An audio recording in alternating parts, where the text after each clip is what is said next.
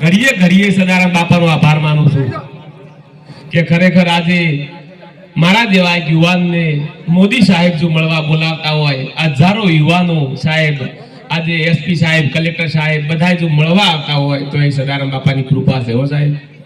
દેશ અને દુનિયામાં કન્વર્જની ખેતી વખણાતી હોય તો એ સંતોની કૃપા છે. અને હું તો આભાર માનું સદારામ બાપાનો. ખરેખર આપ સૌ પણ ખૂબ સંતોના ગહારામ રહેજો સાહેબો. હું ઘણી વાર કહું છું કે સાહેબ રૂપિયા ગમે એટલા હશે, ઘરમાં જો શિક્ષણ નહીં હોય, ઘરમાં સંસ્કાર નહીં હોય તો સાહેબ ઉમરા સુધી ભરેલું પડ્યું છે, પણ સાહેબ જો એક છોકરો ઊંધો પાછો નહીં તો 100 મહિનામાં ખાલી થઈ જાય. એટલા માટે કહું છું કે ખૂબ સંતોના ગહારામ રહેજો સાહેબ. એમે જુવાનીમાં સંતોનું શરણું સ્વીકારી લેજો સાહેબ.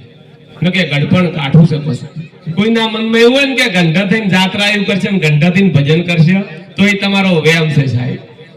ગડપણમાં તો પછી ડોક્ટર કે ખાવાનું અને છોકરાને વહુ આલે ખાવાનું. તમારે ગમે એટલું હશે પણ તમારો ખટાવ છેલ્લે ભેંસના વાડામ છે. જેટલા ઉથમા કરવા એટલા કરજો ભરા. ખૂબ પ્રભુનું ભજન કરજો સાહેબો.